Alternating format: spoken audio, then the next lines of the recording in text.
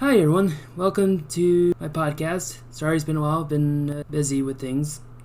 So let's get down to business and all that fun stuff that involves the great glory of Rome. On this episode 15 of my podcast, Questions My Mom Asked Me About Rome. This episode is the friend, and I would ask by my friend a question of what exactly were the Romans well known for building and why did they stop building? So, in history books in school, or you've been over Europe still, in Italy, North Africa, France, Spain, the Middle East, and you've seen big humongous arches types marching across land. Those were aqueducts. That's one of the few things that Rome was well known for to build was aqueducts to be able to provide fresh water to all citizens, including Rome herself and nearly in about every other city that she conquered.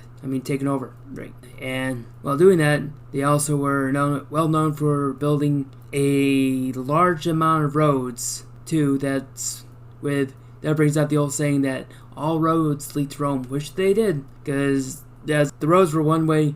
Original purpose was to be able to ship Roman troops, or to have Roman troops march down from where they are in order to get to a troubled area. And a large number of them are still in use today. And sadly, there's a lot of countries that need to kind of follow the same way as Romans do. And if you been to Istanbul, not Constantinople, you have the Church of the Hagia Sophia, which is built during the 6th century, and it is impressive. And you've seen walls like the Theodosian walls in Istanbul, or the Aurelian walls built in Rome. There is a lot of impressive amount of things that the Romans built. Of course, the difference between then and now is that now we have trade unions and only certain amount of hours to work. The Romans can make people work 24 hours a day, and boy, it shows how quickly they were when they do it.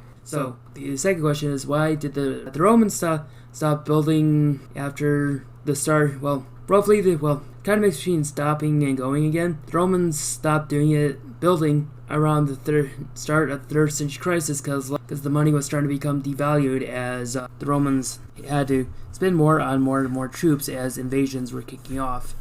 And so they slowly started building walls around all the cities. So toward the end of the crisis, the Roman Emperor Lucius Domitius Aurelian built the Aurelianic walls around Rome, and they are very impressive. Rome has basically outgrown the walls, but they do have the impressive look, and to be able to build it, it had to be cost effective. So instead of building a complete circuit, he ended up incorporating different objects into the wall. For example, the Emperor Hadrian's mausoleum, which is now the Castel d'Angelo. And so the Romans were still building, but not to the extent they were during the Republic and early Empire. And so then after the Emperor Diocletian came to power and finally put an end to the crisis, they were able to build more. But this time, instead of being it for the glory of Rome, it became more for the glory of the reigning emperor.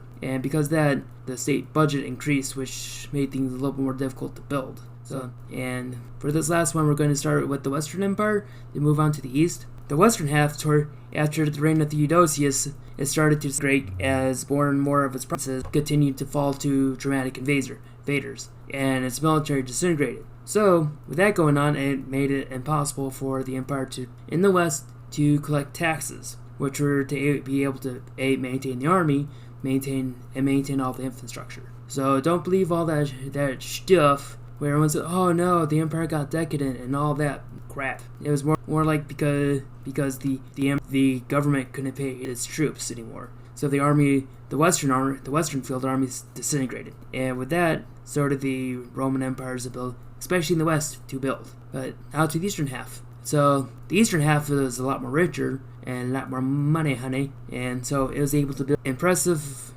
structures, but also still at cost because they also had a budget money, and it was able to maintain it for centuries until its final collapse. One impressive thing that I mentioned before is that it built a double double Theodosian walls, which in itself were impressive because that structure allowed the capital, or at least the empire, to exist, at least in the capital, longer than 1,000 years since the fall of the West. So I hope everyone enjoyed this podcast, and if anyone has any questions, don't hesitate to send me a message, and I'll answer in the next video. And so have a good night, and always bring glory to Rome, and all that fun stuff. Good night.